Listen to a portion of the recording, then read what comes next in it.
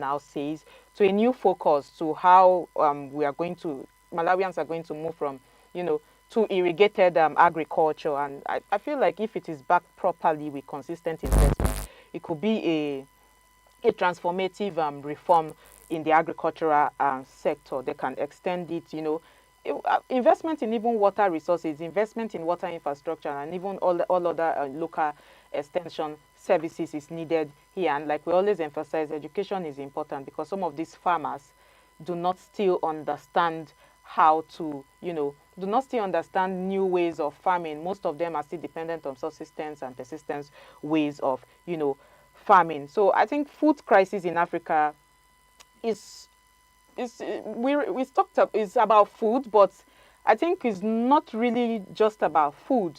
It's about governance and planning, how it is going to be put together and structured well, so we don't have to revisit such issues again. But all the same, we empathize with Malawians at this point in time for this crisis, because food crisis is not is not a good one at all. Let's move to the next story we have here, Senegal. Okay, in Senegal, Prime Minister Ousmane Sonko has announced plans to cut electricity, gas, and fuel prices in the coming days, a move aimed at easing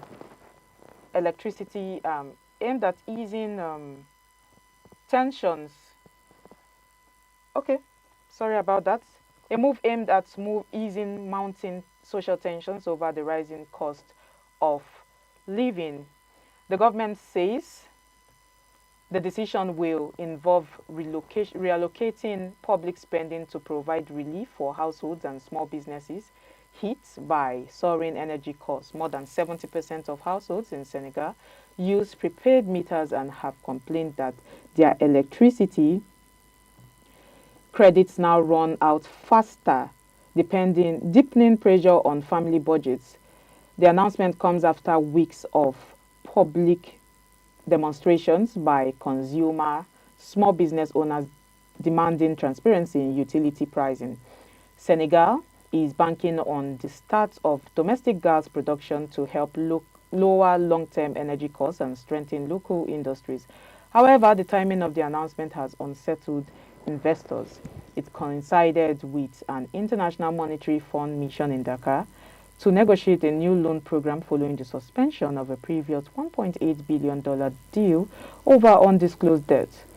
The IMF has repeatedly warned that energy subsidies pose a major fiscal risk, especially as Senegal's debt to GDP ratio has exceeded 100%. Following the announcement, Senegal's 2028 Eurobond fell to 82.88 cents per euro, while its 2033 dollar bond dropped to 69.32 cents, reflecting investor concern that the policy could signal a return to costly subsidies. Analysts say the government must now demonstrate that the cuts will be financed through better budget management rather than additional spending to maintain fiscal credibility. For now, Dakar faces a delicate balancing act, providing social relief at home while assuring global markets of its economic discipline. Well, so Ousmane Sonko is saying, his decision to cut electricity and fuel prices I think is a populist one if we want to look at it. But then, on another hand, I really think it's a strategic move, because, this announcement comes just after their demonstrations, that Senegalese demonstrations over where they were. It wasn't like a protest, it was just some form of a little protest, like a demonstration over the rising cost of living. And I think what makes this even fascinating is that Senegal government is trying to balance social justice with, fiscal responsibility. So on one hand, people are, demanding relief from high prices, especially since how is it said this? I think 70% of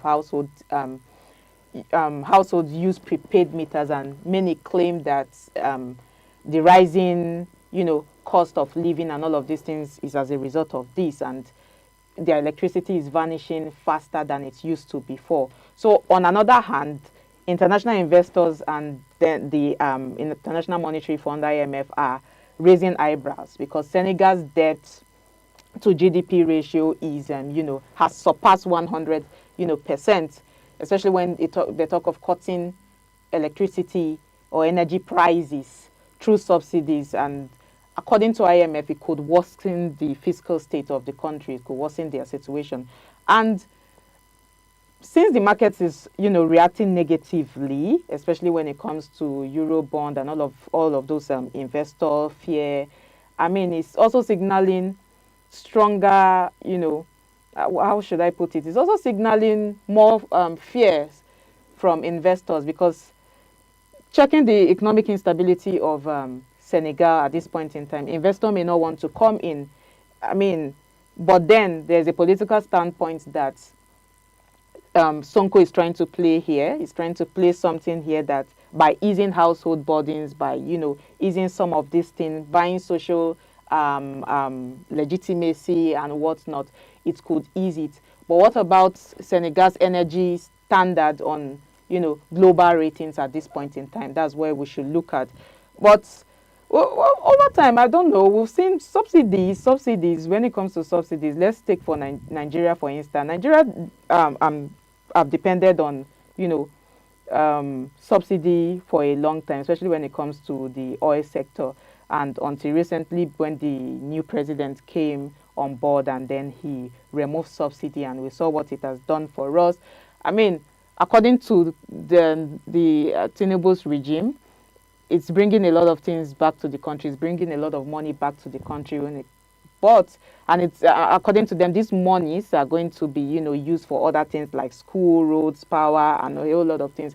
So this is me saying that subsidy is good, but when people are not seeing what those monies, I mean, what those monies being gotten from what has been subsidized is used for, that's where the problem is. So I feel like all of these fiscal deficit from prolonged energy, subsidies before reforming is kind of shaky and it needs a lot of guidance, and they should revisit what the IMF is saying and see how this is going to be sustainable. Because if Senegal finance the price cuts through improved budget efficiency, I don't know where we are going with this, but then Senegal should revisit it and see what IMF is saying and see how they can, make it more sustainable for the masses. So this is just the case with fuel subsidy that we experienced in Nigeria. I mean, before the subsidy was cut short. And I'll just give a family example. Senegal is saying that they want to reduce the transport fare for school children. So if you used to pay, let's say, naira, 500 naira to school, they want you to now start paying 200 naira to school. Now, the problem with that is if the government has to borrow to ensure that that fare is being kept, that is being kept up, then there's going to be a problem. Investors will no longer trust the country to invest in, and which is where the line is being drawn. But if the government of Malawi or Senegal is able to convince us that they are able to fix this problem, handle these issues without having to borrow. Because if you're going to spend more than you earn, then you're getting your government in jeopardy, and it shouldn't be that way. So if Senegal is going to convince the people, because it looks good for the citizens, don't get me wrong, it looks good for the citizens, but does it look good for the economy of that country? Does it look good for investments or investors' confidence? Are people going to come into Senegal and say they're ready to invest their money there when clearly they cannot handle very simple situations? They're now having to borrow to fix small energy issues, little problems. It looks very good for the citizens, but if there is a way to get the two working together, do not spend more than you can earn and do not borrow to spend, then of course it's going to work well. Because for now, Senegal already has a very high debt threshold. They're already owing a lot. And to seeing this, if I'm an investor, I'd be worried. I'll be worried sick about the country. But let's move on to the next story, which says PayPal partners with OpenAI to power payments on ChatGPT. In a significant move for the future of artificial intelligence and digital payment, PayPal has partnered with OpenAI to integrate its digital wallet directly into ChatGPT, enabling users to make purchases within the AI platform. The deal, finalized over the weekend, will take effect next year. to enable PayPal users and merchants to connect directly with ChatGPT, allowing consumers to purchase items they discover through the chat interface. While verified merchants can list a product for sale, PayPal's Chief Executive Officer, Alex Kreis, said the partnership gives hundreds of millions of PayPal users a secure and seamless checkout experience within ChatGPT. The collaboration builds on OpenAI's recent introduction of instant checkout, a feature that allows users in the United States to search for products and complete payments without leaving the chat window. The system, powered by the open source agentic commerce protocol developed with Stripe, already includes a listing from Etsy and plans to expand to Shopify merchants. Under the agreement, PayPal will handle merchants' routing, payment validation, fraud prevention, ensuring both buyers and sellers are verified and protected. Users will be able to pay using linked bank accounts, credit cards, or stored balances and enjoy PayPal's existing protections such as package tracking and dispute resolution.